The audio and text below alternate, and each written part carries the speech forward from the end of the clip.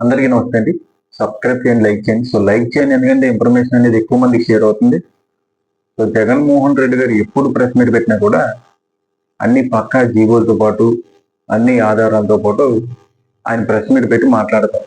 So అవతల నుంచి ఏదైనా కౌంటర్ వస్తుందంటే జగన్మోహన్ రెడ్డి గారు లాస్ట్ లో ఏదో ఒకటి విలేకరులు అడిగినటువంటి క్వశ్చన్ కి ఆయన ఘాటుగా సమాధానం చెప్తారు. దాన్ని తీసుకొని వాళ్ళు టీవీ ఛానల్స్ లో కథనాలు వేసుకుంటారు. దాని మీద డిబేట్లు పెడతారు. అంత వేరే విషయం అనుకోండి. అయితే ఏంటంటే ఏదైతే వైజాగ్ కి గూగుల్ వచ్చేస్తా ఉందని చెప్పేసి వీళ్ళు క్రెడిట్ అంతా కూడా గత ప్రభుత్వం చేసినటువంటి పని కూడా వీళ్ళ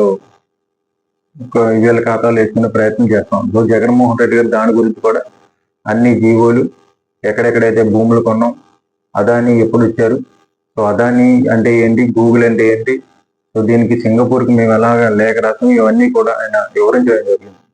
అయితే ఈ ప్రెస్ మీట్ లో భాగంగా ఏదైతే మొలకల చెరువు అనే అక్కడ నకిలీ లిక్కర్ ఫ్యాక్టరీ లాంటిది ఏ విధంగా బయటపడిందో మొత్తం రాష్ట్రంలో ఉన్నటువంటి ప్రజలందరూ కూడా చూశారు. సో దాంట్లో జగన్మోహన్ రెడ్డి గారు ఎవరు ఆలోచించిన విధంగా ఎవరికి కూడా మరి అంత తెలివి అనేది ఉంటుందో లేదో మనకు తెలియదు. కానీ జగన్మోహన్ రెడ్డి గారు మరి ప్రెస్ మీట్ పెట్టారంటే పోలీసులు కూడా వేయలేనటువంటి క్వశ్చన్స్ కానివ్వండి, లాయర్లు కానీ వేయలేని క్వశ్చన్స్ కానీ ఇవన్నీ కూడా ఆయన ప్రెస్ ముందు మాట్లాడుతూ ఉంటారు. సో దాంట్లో ఏంటంటే ఎవరైతే జనార్దన్ రావు ఉన్నాడో అతను విదేశాలని ఉన్నాడు. సో ఆయన విదేశాల్లో ఫోన్ పోయింది అన్నాడు. సో ఆయన ఎయిర్పోర్ట్లో అరెస్ట్ చేశారు. ఇవన్నీ జరిగింది.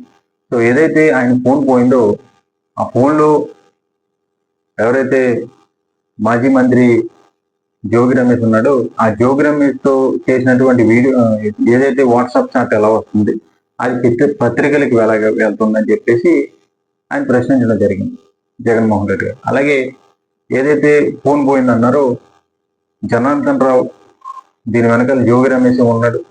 జోగి రమేష్ చేయమంటేనే మేము చేసాం. సో చంద్రబాబు నాయుడు గారి ప్రభుత్వానికి చెడ్డ పేరు తీసుకురావాలని చెప్పి జోగి రమేష్ గారు నాతో అన్నారని చెప్పేసి ఆయన ఒక వీడియో రిలీజ్ చేయడం. సో పోలీసుల ఎదుట ఉన్నటువంటి వ్యక్తి, పోలీసుల దగ్గర ఉన్నటువంటి వ్యక్తి వీడియోని ఎలా చిత్రీకరిస్తారు, సో ఫోన్ పోయింది, ఇవన్నీ కూడా మరి ఎలా చేశారని చెప్పేసి ఇదంతా జగన్మోహన్ రెడ్డి గారు చెప్పడం జరిగింది. సో నిజంగా మనం కూడా ఆలోచించినప్పుడు మన ఫోన్ పోయిందనుకోండి, వాట్సాప్ చాట్ కానివ్వండి, ఇదంతా కూడా అది మిస్లీడ్ అయిపోతుంది. సో అది అంతా కూడా నాటకం అనేది అందరికీ అర్థమైపోయింది. అలాగే నకిలీ లిక్కర్ అనేది రాష్ట్రం అంతా ఉంది. సో వీళ్ళు ఏ షాపుల్లో అయితే నకిలీ లిక్కర్ అనేది బయటికి తీసుకొచ్చారు, రాష్ట్ర వ్యాప్తంగా అసలు నకిలీ లిక్కర్ మీద వీళ్ళు దర్యాప్తు చేశారు, అసలు షాపుల్లో చెకింగ్ చేశారని చెప్పి జగన్మోహన్ రెడ్డి గారు ఇవన్నీ మాట్లాడడం జరిగింది. సో నిజంగా ఆలోచించాల్సిన విషయం ఏంటంటే ఇక్కడ జనార్దన్ రెడ్డి అనే వ్యక్తి ఆయన విదేశాల నుంచి రాగానే ఫోన్ పోయిందని చెప్పడం జరిగింది. సో ఆయన వీడియో పెట్టడం జరిగింది. వీడియో పెట్టిన 2 రోజులకి వాట్సాప్ చాట్ అనేది ఒక తప్పుడు క్రియేట్ చేసి దాన్ని సోషల్ మీడియాలో పత్రికా ఛానల్స్ ఇవన్నీ కూడా వదలడం జరిగింది.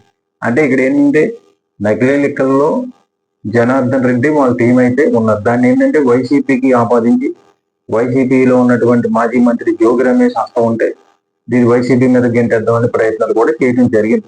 సో అది కాస్త బెడ్స్ కొట్టడంతో సో ఈరోజు ఏం చేయాలో పాల్పోక ఏదైనా అంశం రాష్ట్రంలో వస్తుంటే వెంటనే వాళ్ళు ఏదో చేసేసి ఇంకా మొత్తం సైలెంట్ చేయాలనే ప్రయత్నాలు చేస్తా ఉన్నారు.